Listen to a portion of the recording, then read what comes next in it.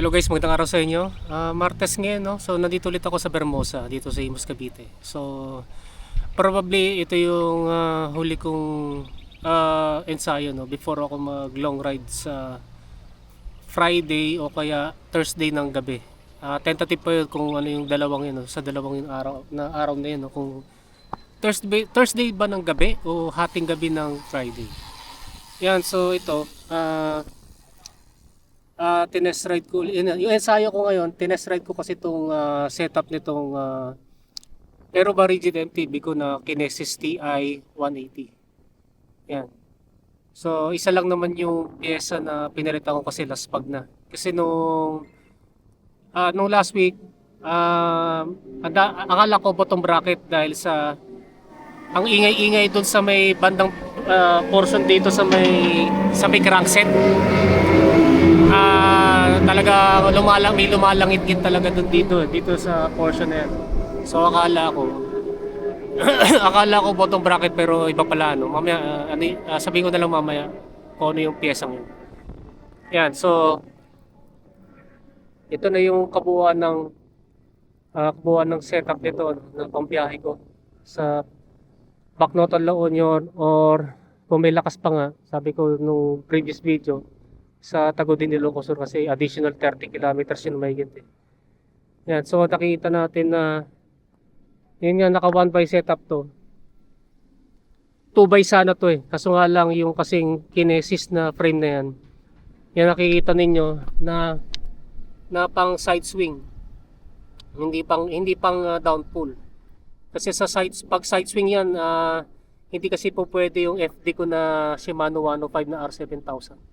Although na may magagawa ng paraan naman si Jello dyan, kaso nga lang kulang sa oras dahil sa busy sa shop, maraming customer. Kaya na-decide ko na lang na mag 1x. Yan. Kasi ang ang chain ring niyan 4080. So ito na 'yon. Yan, iba na yung chain ring, no. Goldix pa rin yan na 4080, pero iba yung design ng 1x narrow wide na chain ring. Kasi laspag na kaya pala kaya pala lumalangit-ngit yung portion dito dahil laspag na kasi yung chain ring. Visible by appearance hindi laspag, pero pag kapag heavy gear na, yun. Doon ko nalaman na laspag na. Kaya pinilitan ko. Actually ito yung mas nauna ko tong binili. Itong chain ring na to nung December 2022. Kaso nga lang ang frame ko MC dito kasi nagkakaroon ng sayad dito sa bandang chainstay ng frame ko dati na carbon na MC, kaya hindi tinanggal ko ito at pinalitan ko ng decas at naging except dyan ko na yung crankset nung time na yun. Yan, so ito yung 3mm offset, binalik ko lang. So matagal na stuck sa bahay. Yan, so kung titignan natin dito sa yan sa chainstay, malaki-laki pa naman yung clearance, mga 2mm pa kahit 3mm offset. So ganyan din dun sa isang Goldix na ang kiniklaim ay 0mm offset. So naalala ko tuloy yung comment dun sa dati kong video na scam daw yung 0 offset. Totoo nga. yung nalaspag kong chain ring na matagal ko nang ginagamit, hindi pala 0 offset yun, 3mm offset din pala yun. Ayan, so ayan, yun nga, 3mm offset ang claim nitong isang to, pero yan, may 2mm na clearance dun sa chainstay ng Kinesis. Ayan, so kaya tingnan natin yung nilagay na spacer, no? 3 sa drive side at saka isa sa non-drive side. Yan. Yan. Siyempre, ito yung gamit kong crank. Ito yung pangalawa sa pinakamagaan, kasi yung Goldix kasi yung pinakamagaan na budget na crankset eh. Ito kasi Goldix GX 600 grams. Yung foam nose kasi mga 550 plus. Yan.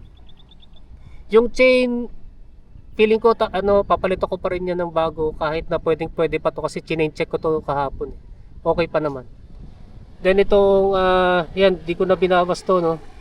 Ito yung R7000 na Shimano 105. na hindi ko gagamitin yung tatlo. Hindi ko yun gagamitin tatlo, as much as possible. Yung tatlong yan kasi severe cross chain na. Ang target ko sa mga ahon-ahon dun sa may papuntang boundary ng La Union at saka doon sa Santo Tomas La Union, hanggang dito lang. Dito hindi na dahil doon sa pangit na yung chain line. Yan. Pero if ever na talagang hindi kaya, mukhang kahit isa na lang, no? Kahit ito na lang. Okay naman yan kasi ang gamit ko namang RD long gauge, medyo long gauge na tong gamit ko RD. Hindi na pang road bike pang MTB na sa Shimano Diore M5 120. Yan yung nakakabit na RD para dito. No? Yan. Then tingnan natin yung state ng gulong ko, yung Continental Contact Urban, okay naman. Makapal pa rin naman to eh. Yan, okay pa yan. Sa mga magbabiyahe na naka-navitars na pudpud na yun dito, wag niya nang pilitin at delikado. Then tingnan natin dito sa sa setup ng ko, nakatras na yan ng konti. So hindi na yan nakatapat sa, medyo nakatras na yan, naka-setback na yan. Pang comfort na rin kasi yan eh. Yan, may konting setback na yan. Then ang tire pressure na gagamitin ko dito hindi 73, gagawin ko lang yun mga 64. Mga ganon, 64 PSI lang para sa may mga lubak-lubak versions ng konti para di masyadong matagtag.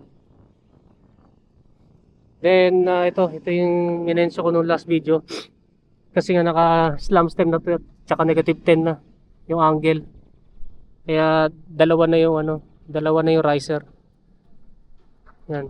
Para hindi masyadong ngalay sa likod kasi yung mga nakaraan kong La Union ride, masyadong mabababa yung cockpit eh. Pagdating ko ng Tarlac na mahaba patag, medyo ngalay na sa likod, lower back, kahit na paborito ko yung patag, no. So, yan, ito na siguro yung pinaka-comfy setup. Kasi yung foam naman, galing to sa Aerobar na second na binili ko sa kakilala ko. Nilipat ko lang dito sa Tosik. Ayan, para additional comfort. Yan, nilagay ko ng double yung sa tape, no? Para dumikit. Yan, okay pa naman. Yan, makapala yung foam niyan. And ano pa? Yan, ganoon pa rin naman yung ibang pyesa. Yung kanina lang naman, may konting pagbabago lang sa chainring tsaka dito sa cockpit. Yan. Ito, yan, naka-straight handlebar para mas agile. Lalo na sa mga portions na dadaanan ko sa Maynila. Papunta MacArthur Highway o Manila North Road. Yan. Ano pa ba? Hindi ko pa naman mention. Wala na. So, that's it na lang for this video. So, ito na yun. Ito na yung setup na gagamitin ko. Sana nga hindi ako mabitin sa ahon. Kasi magsisimula kasi ang ahon sa season Pangasinan. Papunta dun sa boundary ng La Union, tapos ahon na naman ng konti, papuntang Santo Tomas, tapos bababa na papuntang Agoo La Union. Yan yung medyo hilly sections. Doon sa bibiyahe ko doon sa Bacnotan or sa kung kakayanin nga sa Tagod Ilocos. Then yung timbang niyan, ilalagay ko sa screen kasi titimba ko doon sa shop. So ito na siguro yung magiging magaan at mas comfy. Pinakamagaan at pinaka-comfy setup ko. Yan. Siguro din ako masyadong mahirapan yan. Apart from syempre yung edad ko. Kasi lalo na nung nag-PR ako dyan. Nag-PR ako dati sa La Union gamit ko dati yung MC na mahigit 11 kilograms kasi magbibigat yung pyesa na nakalagay doon dati. And nung time na kasi siguro mga 37 o 36 years old pa lang ako nun. Ngayon kasi magpo-44 na ako. Siyempre pag may edad na, ang naturalesa pag may edad na, medyo humihina na. Pero tingnan natin. Kung meron pa ako may bubuga. Doon sa incoming kong long ride. So hanggang dito lang. So maraming salamat sa inyong panonood. And don't forget to subscribe yung aking YouTube channel. Pakiclick na lang yung notification button para matawag natin kayo. Okay, so maraming salamat sa inyo. And right po sa inyo.